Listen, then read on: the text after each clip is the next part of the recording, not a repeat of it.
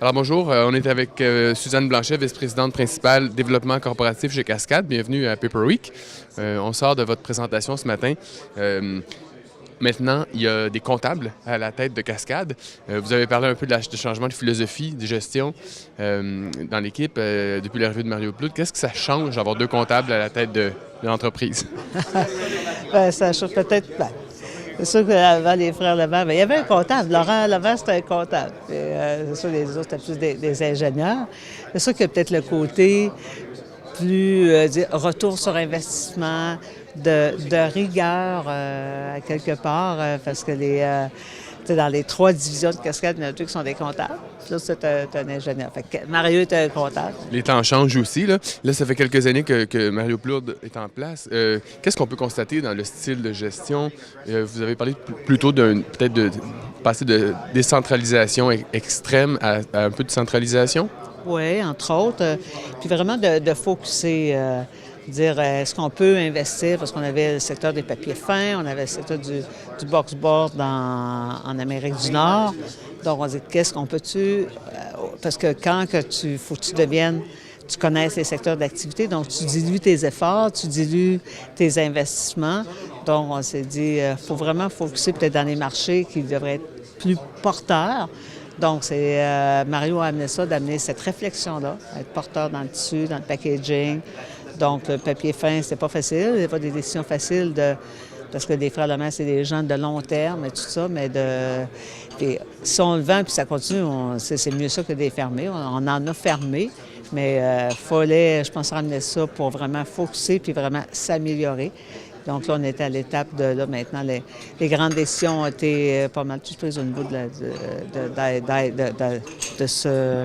de vendre des entreprises, mais là, c'est vraiment au niveau de consolider ce qu'on a, de vraiment investir dans les équipements. La modernisation, vous en avez parlé avec quelques exemples de modernisation d'équipements au lieu de l'achat, par exemple, de nouvelles machines comme peut-être à l'époque.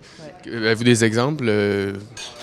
Par exemple, dans le tissu, il y avait une opportunité récemment d'un achat, mais là, tout le monde s'est dit, on aurait été tenté auparavant, on aurait dit oui, c'est intéressant, on achète l'entreprise.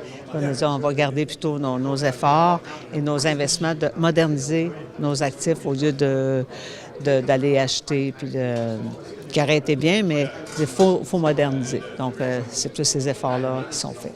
On parle beaucoup de l'importance de l'industrie en termes d'employabilité, de nombre d'emplois qui sont créés à travers le Canada.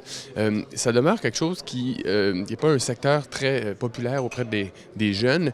Est-ce que ça manque d'attractivité? Est-ce que c'est pas assez sexy pour les jeunes?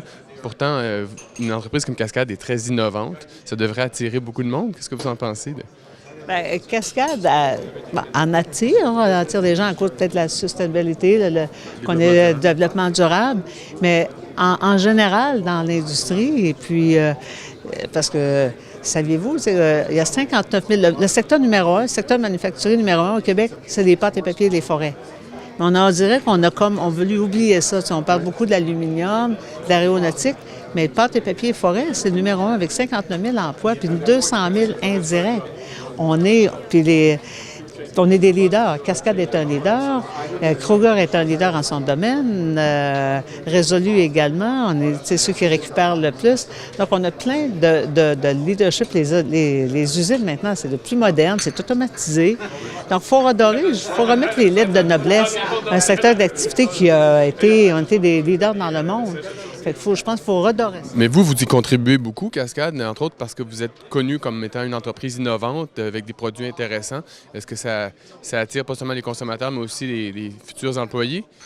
Bien, ça les attire, mais on voudrait les attirer plus. Il y a quand on engage, ce qui est triste, il y avait 2 endroits. Il y avait l'école des pâtes et papiers, l'Université des pâtes et papiers à Trois-Rivières. Il y avait aussi à Windsor qui était l'école technique. Il n'y a pas personne qui s'inscrit. 1 ou 2 personnes, puis les cours étaient abandonnés. Donc, c'est pas rare qu'on a entendu, j'ai eu un exemple, dire il y avait un père qui disait à son fils, va-t'en pas là-dedans, sois pas ton emploi, va-t'en pas les pâtes et papiers. Puis quand le père et le grand-père ont travaillé, fait qu'il y a encore, c'est sûr peut-être avant on était beaucoup plus gros, mais il y a encore, le secteur est encore solide. Il faut redonner nos lettres de noblesse à ce secteur-là. Vous parliez de ce qui aide en ce moment l'entreprise, l'industrie au sens large, mais aussi Cascade, par exemple le dollar et puis le coût de l'énergie. Est-ce que vous avez l'impression que ça va changer un peu votre stratégie dans les mois qui viennent ou vous disiez que ça reviendra peut-être à la normale bientôt en termes de stratégie? Non, ça ne changera pas. C'est sûr que, on dit, bon, ben là, c'est sûr, le dollar aide, l'énergie aide, mais quand même, il faut continuer. Il faut continuer à améliorer nos efficacités, il faut continuer à réduire les coûts. C'est des cycles. C'est toujours des cycles. Le cycle peut être court, on ne sait pas ce qui peut se passer. C'est qui aurait dit que le baril de pétrole serait rendu où est-ce qu'il est là? Il n'y avait pas personne qui avait prédit. Il disait que ça aurait descendu, mais où est-ce qu'il est rendu là? Non. Donc, Une dernière question qui est liée beaucoup à votre modèle d'affaires. Vous êtes des recycleurs, vous utilisez du vieux papier. Aujourd'hui, il y a un problème de contamination de plus en plus importante dans les vieux papiers. Qu'est-ce que c'est la position de Cascade ou la vision sur ce phénomène-là?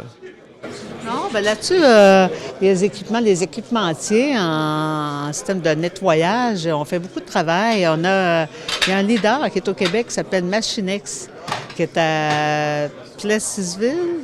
Plessisville, Oui, Plessisville. Et puis qui est vraiment... Il vend partout ses équipements d'Amérique du Nord, des équipements qui peuvent se racheter pour nettoyer, enlever le verre, enlever le plastique, des jets d'air. Ça s'est beaucoup modernisé. Donc, je me permets vraiment une dernière question finalement. C'est la vraie dernière. Vous parliez de 20 d'innovation, de produits innovants en 2020. C'était quelque chose qui était important pour vous.